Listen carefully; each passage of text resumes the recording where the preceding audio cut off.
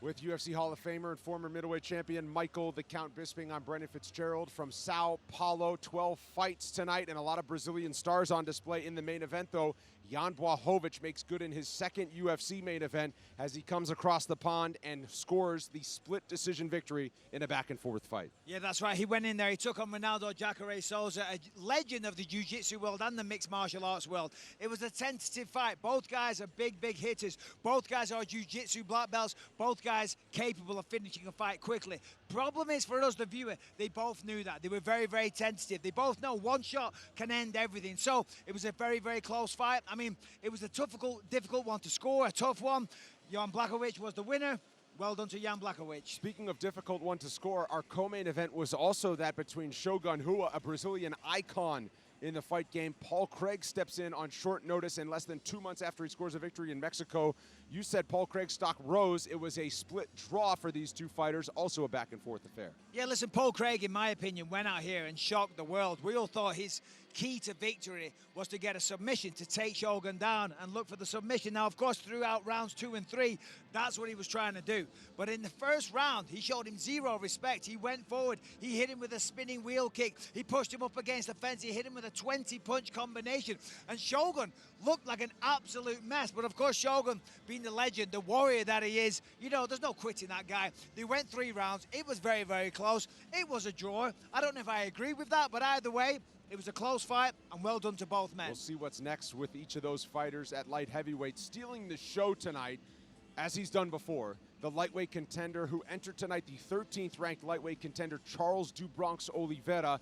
He set the submission victory record in the UFC last year in this building, but in 2019, the story has been knockouts. He's won 2 of his 3 fights by knockout, including tonight over Jared Gordon. Yeah, that's right. He holds the record for the most submissions in UFC history, and as you just said, submissions, they're out the window these days. He's training at Shooter Box. He's reinvented himself. He's talking a lot of smack these days. He's wearing jazzy suits because he wants to get noticed. Now, listen, in the UFC, you get noticed if you submit people. But I think in his mind, he wants the knockout. Listen, punching somebody in the face and then falling down, it feels really good. He's falling in love with it. Came out here tonight against a very tough Jared Gordon. Got a beautiful finish, just over 1 minute. Incredible work by Charles. Well, he has the company record for most performance of the night bonuses, and what a performance it was in Sao Paulo for Charles Oliveira. Let's spin it forward now. A busy stretch over the last 3 months, 12 straight fight weekends, but we get a couple of weeks off. Let's look ahead to December, though. Our nation's capital, Washington, D.C., will be the site between 2 heavyweights in the main event. Alistair Overeem accepting the challenge from Jair Rozenstruik, who is a perfect 3 for 3 this year, the first fighter from the UFC from Suriname. And, man, 3 straight knockout wins. 3 straight knockout wins and 3 vicious knockout wins. Jair Rozenstruik, let me tell you, if he connects with you, you're going to sleep. It's as simple as that. And I got to say, I really respect Alistair Overeem because here's a guy that's been around forever, champion of multiple organizations. You know, the sky is the limit for Alistair Overeem. He is a legend of combat sports. He doesn't need to accept a fight against Jair Rozenstruik. He just doesn't. He can say no. He's going to work his way up. And Alistair said, no, do you know what? I want this challenge. I feel like I can beat him, right? And it's a cliche, but the fans, we're the ones that really win in this one. And I know that's a terrible line to say, but I'm telling you, this fight's going to be insane. Well, speaking of the fans winning, December 14th, UFC 245 in Las Vegas. No fewer than 3 title fights on the card. Let's start with the headliner. We've wanted this fight for the welterweight championship, Kamaru Usman against Colby Covington, because of Covington and his trash talk and kind of willing his way up to the top. But, oh, by the way, he's also been a great fighter. He has really proven it when the chips are down. And now he gets a title fight against Kamaru Usman. Listen, Colby Covington's out there. He's yapping at everybody. He's picking fights with everybody. Everybody wants to fight him. So, you know, you almost forget about his fighting ability. When you think of him, you look at the antics, you look at the MAGA hat, you look at all the things he says. But as you said, in the octagon, he's very formidable. There's a reason why he was the interim champion. There's a reason why he's fighting Kamaru Usman for the belt. He goes forward. He fights at a relentless pace. If he needs to take down, he'll take it. And on the feet, he just throws with reckless abandon and often sets records for the amount of strikes thrown in one fight. On the flip side, Kamaru Usman, I mean, here's a guy that is not to be taken lightly. Of course, he's the champion. These two hate each other.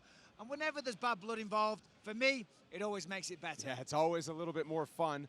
The other title fight, or the second title fight we'll get to, is the co-headliner, Max Blessed Holloway, defending his belt once again on the 9th island of Las Vegas. The Hawaiian looks to do it against Alexander Volkanovski, who has been on a tear since joining the UFC. Yeah, Volkanovski has been on a tear. Just recently we saw him beat Jose Aldo down here in Brazil. Listen, Volkanovski is a man not to be taken lightly, but he's taking on the one and only Maxi Baby. Max Holloway, this man at featherweight right now is on such a tremendous win streak, beating people, wherever he wants to. Fights at such a high pace. He's got excellent groundwork, excellent striking on top, and truly believes that he's the best in the world. This fight is going to be incredible. We have to mention perhaps the greatest of all time on the women's side of things, Amanda Nunes, who currently holds 2 belts in the UFC. She will defend her bantamweight title against Germaine de Randamie in a rematch 6 years in the making. Germaine de Randamie wanted this shot, and she wanted it to be for the bantamweight title. Well, Germaine de Randamie came out here recently in the UFC in a main event spot against Aspen Ladd,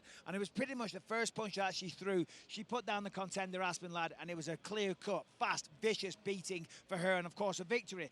She's taking on Amanda Nunes. Amanda Nunes, I mean, my word, this woman, you want to talk about a knockout artist. I mean, Chris Cyborg, Chris Cyborg. So many people have fallen to Amanda Nunes. And, of course, she's a black belt in jiu-jitsu as well, training with American Top Team, rounding out her skill set, her cardio. I mean, this fight's going to be incredible because, normally in Nunes, she has the size, but Germaine, she's a big girl as well. Yeah. So make no mistake, she's a kickboxing expert as well. So this is going to be an incredible fight. Well, and, of course, the MMA leader in a banner year as we join forces with ESPN. We cap it all off as the Octagon returns to South Korea the weekend before Christmas. For Michael Bisping, I'm Brendan Fitzgerald.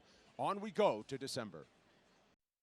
Hello, everyone. It's Ariel Helwani. I just came here to thank you for watching our ESPN YouTube channel. It's the best. You know what else is the best? The ESPN app. You can get highlights, analysis, all that stuff and more. And if you want premium content and live streaming sports, there's only one place for all of that. It's ESPN Plus.